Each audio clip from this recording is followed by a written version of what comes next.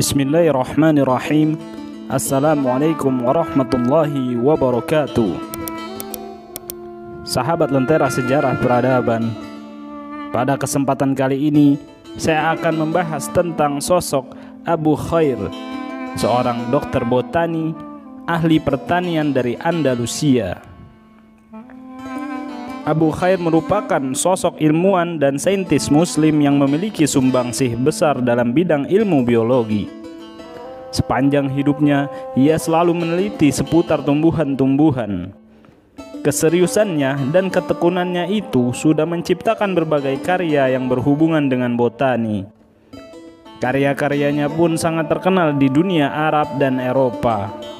Bahkan dia mendapat julukan sebagai dokter botani atau dokter tumbuh-tumbuhan, serta dikenal sebagai pelopor pioner dalam masalah-masalah yang berkaitan dengan dunia pertanian. Adapun botani adalah ilmu yang memiliki andil besar untuk kelangsungan kehidupan umat manusia dalam dunia pengobatan. Saking pentingnya, ilmu ini masih digunakan sampai sekarang. Ilmu yang membahas seputar tumbuh-tumbuhan ini berguna untuk pengobatan dari ekstrak-ekstrak yang dihasilkannya. Riwayat hidup Abu Khair kurang dikenal. Banyak hal yang tak diketahui termasuk tanggal kelahiran dan meninggalnya. Abu Khair hidup pada satu masa dengan para dokter tumbuh-tumbuhan lainnya, seperti Ibnu Wafid Al-Lakhmi, Ibnu Basal, Ibnu Hajjaj Al-Ishbili, dan lain sebagainya. Berasal dari Seville, Spanyol, Abu Khair ini memiliki nama lengkap Abu Khair Al-Ishbili Asy-Syajjar. Ia diperkirakan hidup pada pertengahan abad 12 Masehi. Selama hidupnya, Abu Khair mengabdikan dirinya untuk meneliti tumbuh-tumbuhan dan telah menghasilkan karya-karya yang berhubungan dengan ilmu botani. Ia membuat klasifikasi tumbuh-tumbuhan berdasar habitat, tumbuh dan proses perkembangannya, sehingga dapat diketahui mekanisme pertumbuhan tanaman tersebut. Abu Khair juga meneliti beberapa jenis tumbuhan yang dapat dikembangkan dengan metode pembibitan melalui pembenihan atau pembibitan biji, pemotongan tangkai, dan sejumlah tanaman yang tumbuh secara alami atau melalui pembelahan sel sendiri seperti rumput liar. Sebagai seorang ahli botani, Abu Khair mencoba mengklasifikasikan tumbuhan berdasarkan habitat dan proses perkembangbiakannya.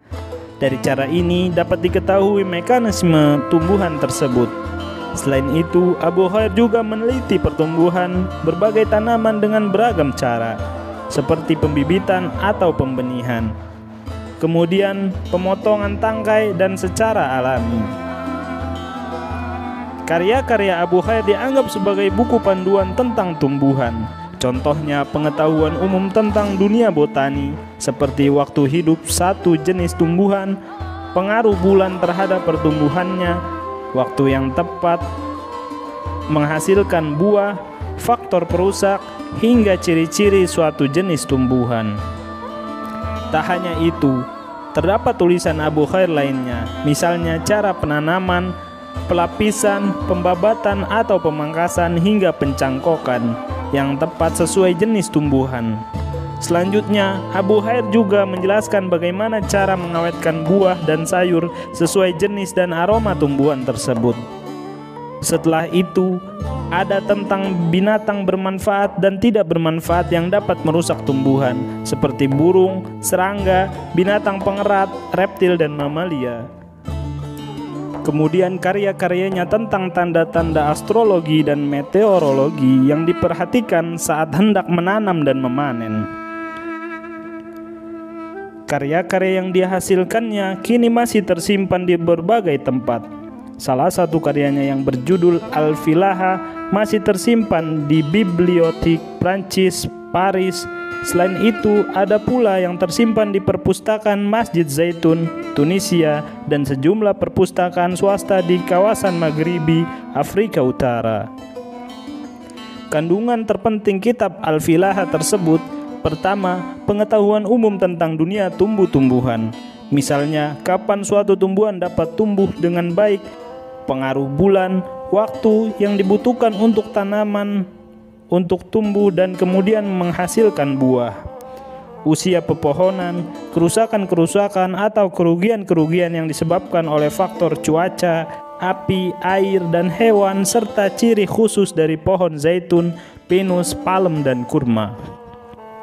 Kedua, cara penanaman yang layak dan tepat dari pepohonan, rerumputan, padi-padian, biji-bijian, dan benih-benih tertentu.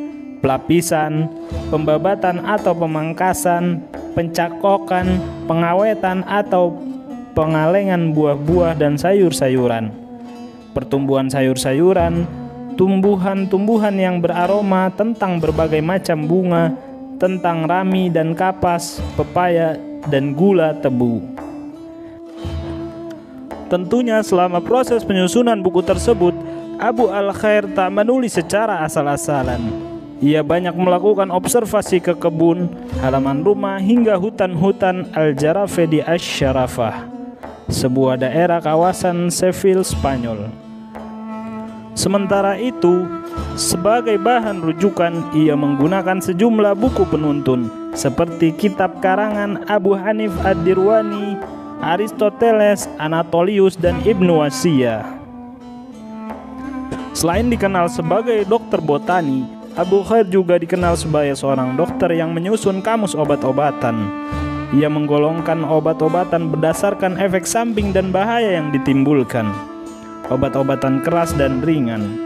Khususnya untuk obat yang tergolong keras, sosoknya lah yang menghimbau agar obat tersebut tidak diperjualbelikan secara bebas di toko obat, kecuali atas anjuran dokter atau ahli pengobatan. Wallahu a'lam bishawab. Wassalamualaikum warahmatullahi wabarakatuh.